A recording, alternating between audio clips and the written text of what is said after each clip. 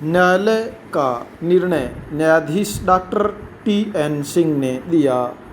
Para न्यायाधीश doctor Singh para प्रस्तुत मामले के तथ्य सामाजिक मापदंडों, प्रमापों और व्यवहार के बदलते हुए प्रतिमान ढांचे का निराशाजनक चित्र प्रस्तुत करते हैं और इसमें विधायिका द्वारा हस्तक्षेप किए जाने की शीघ्र आवश्यकता है। पाई इस मामले में के पक्षकार दंड न्यायालयों में प्रपीड़क दंड विधि की प्रतिछाया में मुकदमेबाजी कर रहे हैं, जबकि हमारे मतानुसार उनका उपचार पारिवारिक कौटुंबिक न्यायालय में हो सकता है, जो अभी बनाए जाने हैं और जो शायद विधानमंडल के अनुदान में हो। पाई पैरा द्वितीय प्रत्याशी द्वारा याची और उसके लड़के के विरुद्ध 29 दिसंबर 1983 को मणिपुर के मुख्य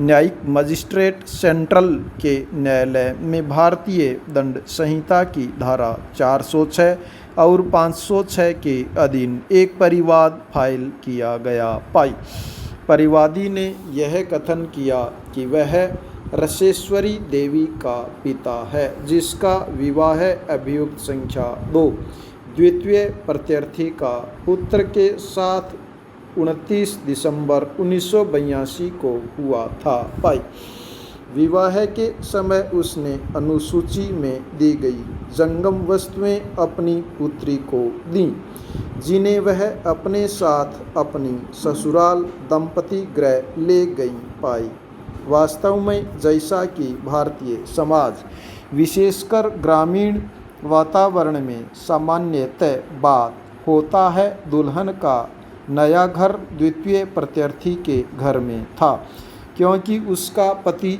अविभक्त कुटुंब में अपने पिता के साथ रहता था। पाई परिवादी ने आगे यह कथन किया कि उसकी पुत्री के साथ उसकी सास द्वारा निर्दयतापूर्वक क्रूरतापूर्वक व्यवहार किया गया जब वह पारिवारिक कौटुंबिक घर में अपने पति के साथ रह रही थी। पाई 12 अक्टूबर 1983 को परिवादी की पुत्री अपने माता पिता के घर अभियुक्त संख्या 2 और उसके परिवार के सदस्यों से अलग रहने के लिए अभियुक्त संख्या 2 को चुराई गई संपत्ति सौंपने के पश्चात वापस चली आई। पाई परिवादी ने यह बताया कि चुराई गई संपत्ति पद से उसका अभिप्राय अनुसूची में दी गई वस्तुओं से है। पाई 21 दिसंबर 1983 को परिवादी अपने दामाद के घर चुराई गई संपत्ति को लेने के लिए गया, क्योंकि यह बताया गया था कि अभियुक्त संख्या 2 ने चुराई गई संपत्ति का दुरुपयोग किया था। पाई यहाँ यह उल्लेख किया जा सकता है कि याचिका आवेदन में यह अभिकथन भी अंतर्विष्ट है कि परिवादी की पुत्री से एक सोने की अंगूठी ले ली गई जो उसकी थी और वह उसे उसकी सास की आशा तथा आज्ञा से उसके निजी प्रयोग के लिए दी गई थी। पाई पैरा यहाँ यह विवाद नहीं है कि इस परिवाद याचिका आवेदन पर विद्वान मजिस्ट्रेट ने जांच और रिपोर्ट के लिए पृष्ठांकन किया और वह परिवाद सिंगेजेमी पुलिस थाने को भेज दिया गया।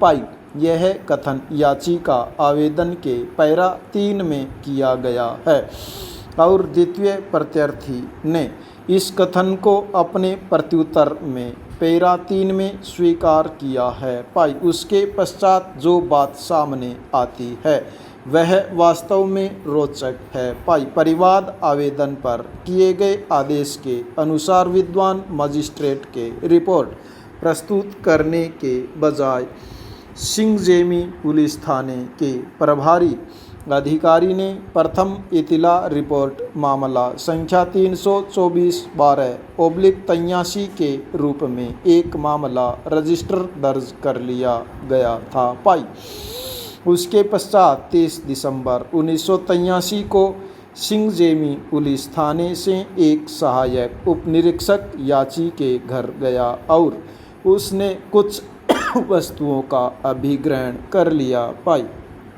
उसी दिन द्वितीय प्रत्यार्थी ने मुख्य न्यायिक मजिस्ट्रेट के समक्ष इस प्रार्थना के साथ एक आवेदन दिया कि पुलिस द्वारा अभिगृहीत वस्तुएं उसके जिम्मे में दी जानी चाहिए, क्योंकि वह उन वस्तुओं का साधिकार स्वामी है। पाई पैरा आवेदक ने यह दलील दी कि सिंगजेमी पुलिस थाने में उक्त वस्तुओं को रखने के लिए कोई उचित स्थान नहीं था और यदि उनको पुलिस थाने में रखा जाता है तो उनके नष्ट होने की संभावना है। 31 दिसंबर 1983 को याची ने भी मुख्य न्यायिक मजिस्ट्रेट के समक्ष पुलिस द्वारा अभिगृहीत वस्तुओं के जिम्मे के लिए प्रार्थना करते हुए एक आवेदन फाइल किया। पाई तथापि द्वितीय प्रत्यार्थी के विपरीत याची ने अपने आवेदन के साथ उन वस्तुओं की एक सूची फाइल की जो पुलिस द्वारा उसके घर से अभिगृहीत की गई थी। पाई आवेदन में ऐसा प्रतीत होता है कि याची को द्वितीय प्रत्यार्थी द्वारा फाइल किए गए परिवाद के बारे में जानकारी नहीं थी। पाई पैरा उसने अपने आवेदन में यह कथन किया कि अभिगृहीत की गई वस्तुएं उसके कुटुंब की थीं और वह कुटुंब का मुखिया है। पाई उसके 8 लड़के और 4 लड़कियां हैं और उसके लड़के हेमंत सिंह का विवाह वर्ष 1982 में हुआ था। पाई स्टॉप।